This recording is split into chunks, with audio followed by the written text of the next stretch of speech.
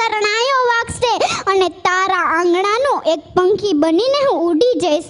તું મને અત્યારથી ન ઉડાડ, હું તારો પ્રેમ ઈચ્છું છું. માં, એક પુત્ર માટે કોઈ માસૂમ પુત્રીનો બલિ આપવો એ કેટલી હદ સુધી યોગ્ય છે. આખરે મહાપાપ તારા અને તારા પુત્ર માથે જ ચડશે. નહીં નહીં, આમ ક્યારેય ન થવા દેતી માં, મારી પ્યારી માં. બસ હવે કૃપા કરી મને જન્મ લેવા દે.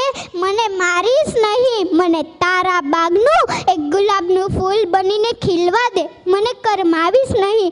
પરંતુ કોણ જાણે, સ્ત્રીઓ એ જ પુરુષ પ્રધાનમાં સમાજમાં જાતિ નિયમો વલણો સામે હાર માનીને હથિયાર હેઠા મૂકી દીધા છે કે પછી પુરુષ બનવાની આંધળી દોટમાં સ્ત્રી ભ્રૂણ હત્યામાં કઠોરતાનું કવચ ઓઢી લીધું છે. શું તેને પોતાની શક્તિ ઉપરથી ભરોસો ઉઠવા લાગ્યો છે? શું તેને પોતાની લાડકવાઈ બેટી ઉપર ભરોસો નથી? જો તેવું જ હોય તો ધિક્કાર છે નારી શક્તિને, ધિક્કાર છે સ્ત્રી ભ્રૂણ હત્યા કરનાર માતાને, અને ધિક્કાર છે તેના માતૃતત્વને.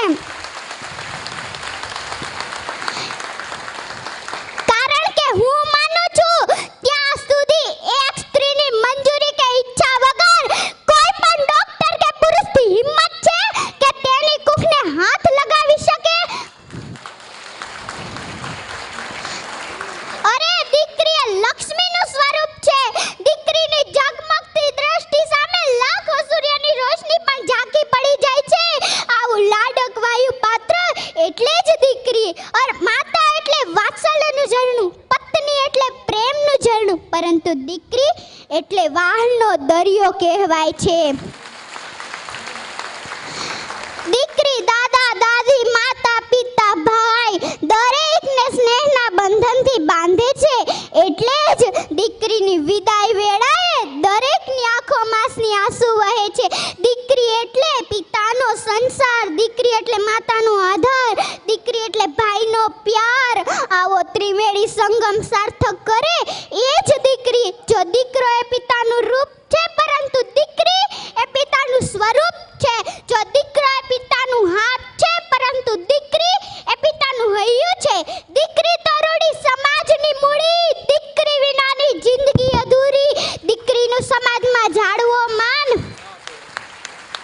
જાતિ જાણવા કદી ન કરાવ્યો નિદાન. મેં તો જોયા નથી માને બાપરવે, મારી આકલડી મારે કોઈનો નથી રે આધાર રવે. મારી આકલડી મેં તો જોયો નથી નાનો ભાઈ રૂવે.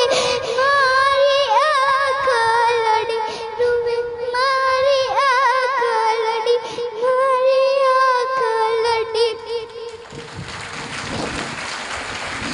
આત્માની અનુભૂતિ અને સૃષ્ટિની શ્રેષ્ઠ કૃતિ એવી જગત પિતા દ્વારા સર્જન થઈને પ્રભુનો આશીર્વાદ લઈ જીવનોને પ્રગતિશીલતા અવતરેલ શબ્દો કદી એ વખત ન થઈ શકે એવી મારી પ્યારી માં. લિખિતન તારા પ્રેમનું પ્રતીક, તારા ગર્ભમાં રહેલી તારી પપ્પાની પ્યારી પુત્રી. બસ આટલું કહી શ્રી વાડોદરિયા પરિવાર જે મારા મામાનો પરિવાર છે, હું તેની ભાણેજ છું. અને જે મને અહીંયા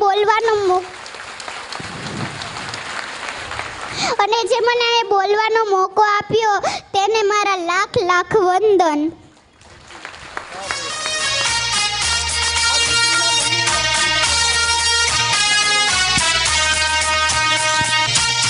ખૂબ ખૂબ ધન્યવાદ. ખરેખર આપણા પરિવારની આ ભાણી છે, એટલે ભાણી એટલે આપણી દીકરી જ છે.